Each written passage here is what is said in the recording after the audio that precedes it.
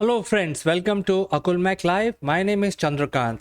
Today in Doctor Speak, we will talk about a very deadly disease called typhoid, and it gives a lot of fever, very high fever usually when you contract typhoid, and many times people are not aware of simple things that you can do to provide solace to the patient and reduce the threat of typhoid. So, before we start our discussion today, a word on our giveaway. Akulmach works with many SMEs and startups world over, helping them in not only building their sales and marketing teams, but also help them in improving their success rate.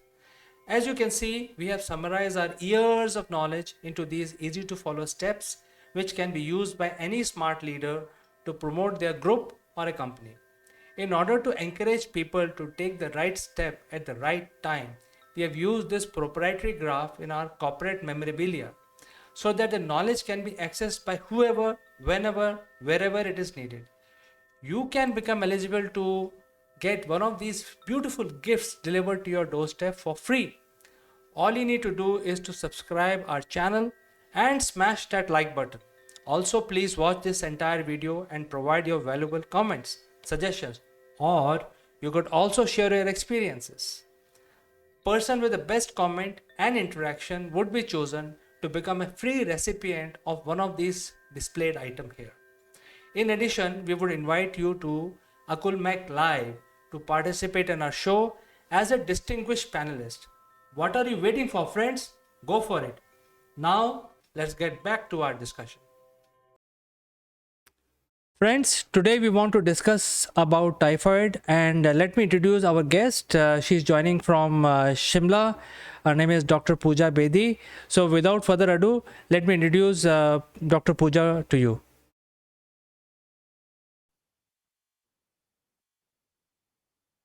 Greetings, CK.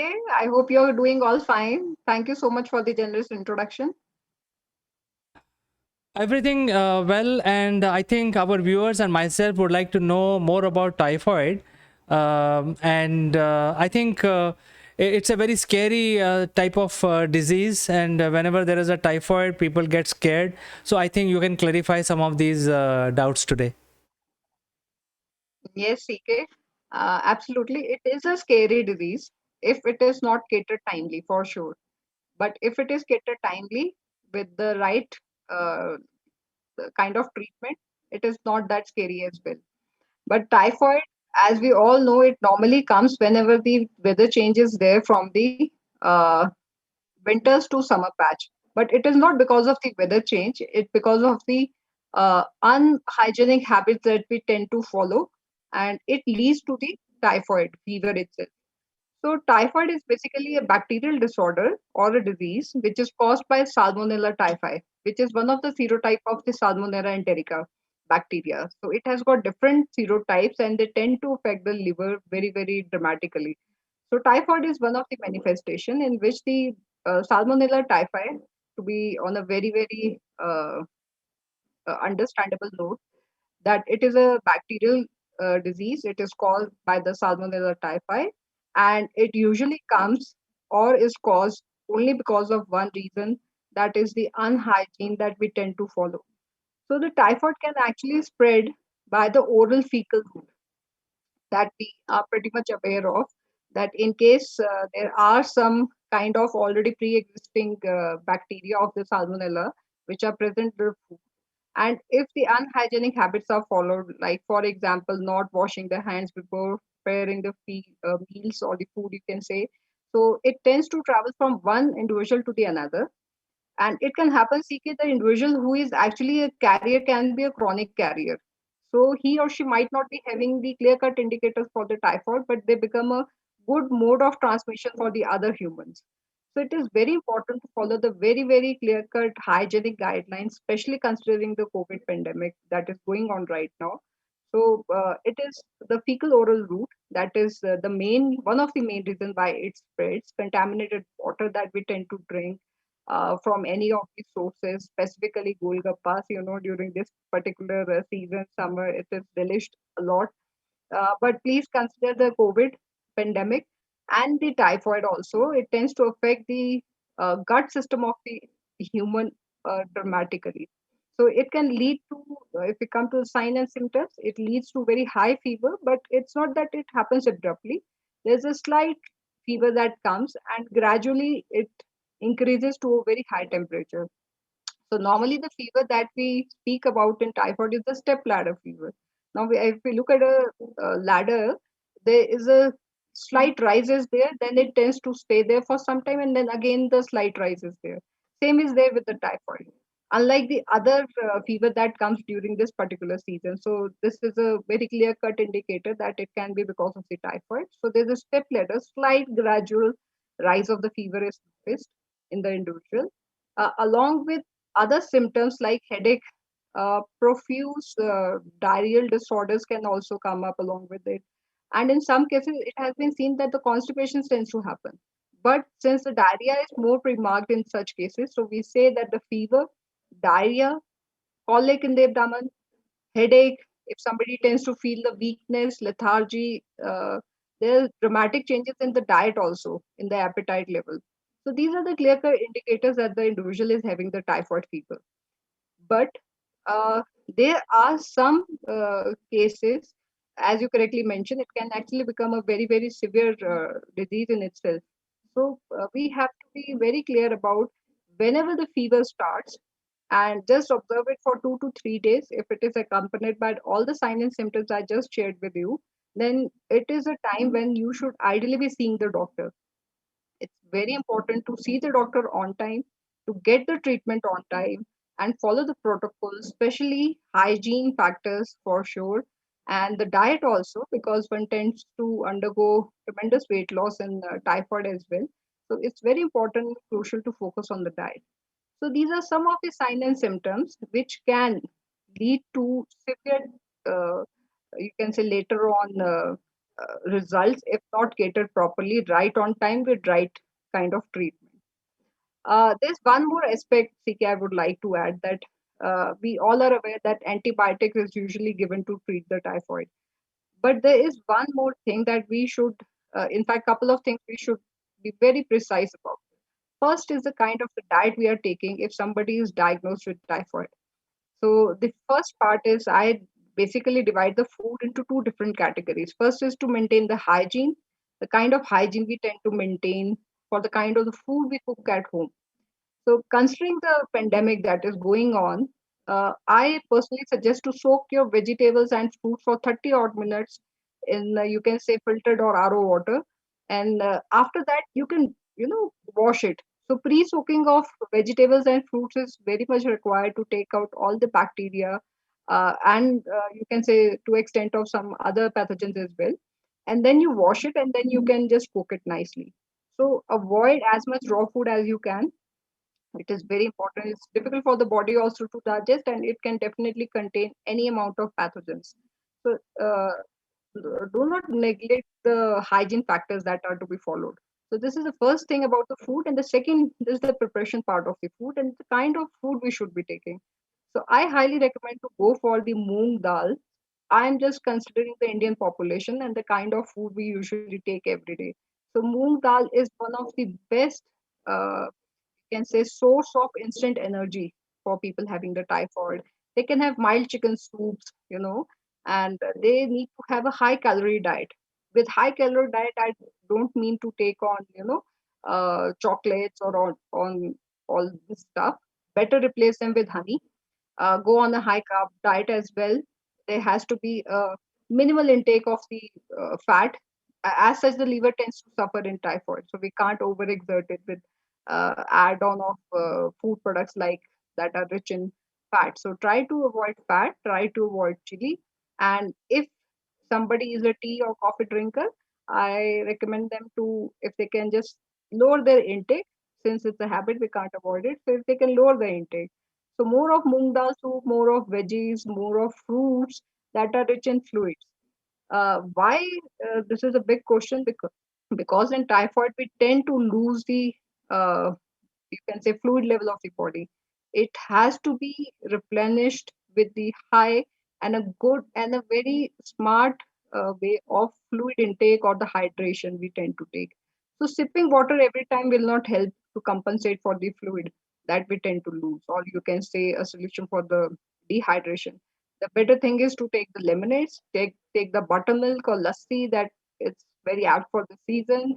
Curd one can have, fruits that are rich in water content like watermelon. It's a seasonal fruit. So these kind of replacement of the fluid, or you can say hydration components for the body, are much better than what we tend to take it otherwise. So I had a couple of days back, I had a case, CK, of the typhoid fever. So the person asked me, can I take the energy drinks? So, so this is what I'm highlighting this point. Please don't go for the synthetic form of the hydration, go for the more organic or the season friendly hydration tips that I've just cited with you. Go for that. And hygiene, definitely. Please wash your hands as frequently as you can, specifically during this COVID and the typhoid season that is about to come. So wash hands, take bath every day, be on a very good light diet, which is less in fat, and avoid food from the market for sure. That is the first recommendation. Again, the COVID also. But considering the typhoid can actually turn out to be a very severe kind of disease, and it can end somebody's life very easily in just couple of weeks span. So it's very important to have uh, food from the home. There's one tip for people who tend to travel. Now, considering COVID, since not much of the traveling is there, but whenever the people are traveling, try to carry your own bottle of buttermilk, or you can say lemonade or water, or washed fruits that you have done at your home. So all these recommended things are uh, there from my end. So be very precise with the hygiene. That is one of the mantra for to cater for typhoid. Well, I think, Doctor, you have explained the whole thing in a very nice way. I think you have emphasized the importance of being hygiene, being hygienic. Wash your hands and regularly, make sure that you're eating the right kind of food and things like that. However, I have one question, which is. Usually typhoid comes through what? Is it a waterborne disease? Is it an airborne disease? Or is it because of the wrong food that we are having, or not hygienic food? What is the cause of the typhoid? See, the cause of typhoid CK is very clear cut. First is having unhygienic food or stale food, or getting exposed to the kind of food we tend to take or tend to bring from the market and we don't wash it properly. So fecal oral route, you can say, is one of the factor from where the transmission of the bacteria happens. If somebody, for example, is a restaurant owner, is already having a typhoid and can be a chronic carrier of the typhoid bacteria as well, so he or she might not be having any indicators. So, but if unhygienic protocols are being followed there, so hands are not washed properly and the veggies are not washed properly, it tends to happen that the transmission of the bacteria happens to the other individuals who are consuming that particular food. So it is a fecal oral route basically which happens, and the contamination can happen via food, it can happen by water, or you can say any kind of fluid intake. It is not airborne for sure, but the main thing is to follow the hygiene protocol. That is very important. I think you have emphasized this point quite emphatically, that the hygiene of yourself and the right quality of food you have to take. And you also mentioned some tips like washing the vegetables and soaking them before you actually start, storing them in your refrigerator. So I have a question related to that, and that question is about you when you soak your fruits and vegetable, is it the plain water that you're supposed to soak, or you need to add some additive like salt or something like that, or plain water is sufficient to kill the bacteria?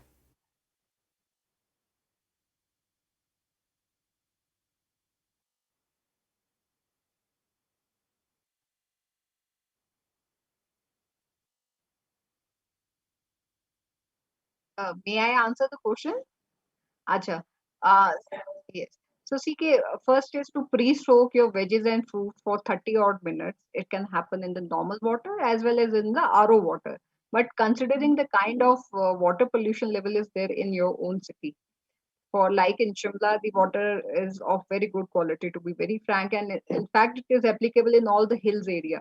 So, just soaking the veggies in normal RO water will suffice the need. It will not kill the bacteria, but it can happen that if you wash it properly, it tends to take off the pathogens from that particular thing.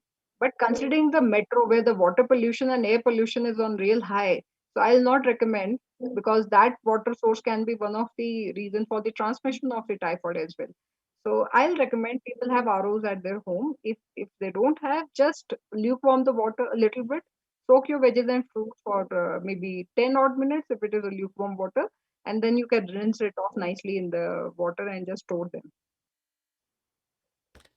Thank you for this very important tip, Dr. Pooja. And I think the last question that I have is about drinking a lot of pulses and soups. And you also mentioned a little bit non-vegetarian. If they can, if vegetarians are there, they can have a moong dal, and if non-vegetarians are there, they can have the light soups based on their choice. So why moong dal? Is there a logic behind only moong dal? Why not any other dal? Yeah,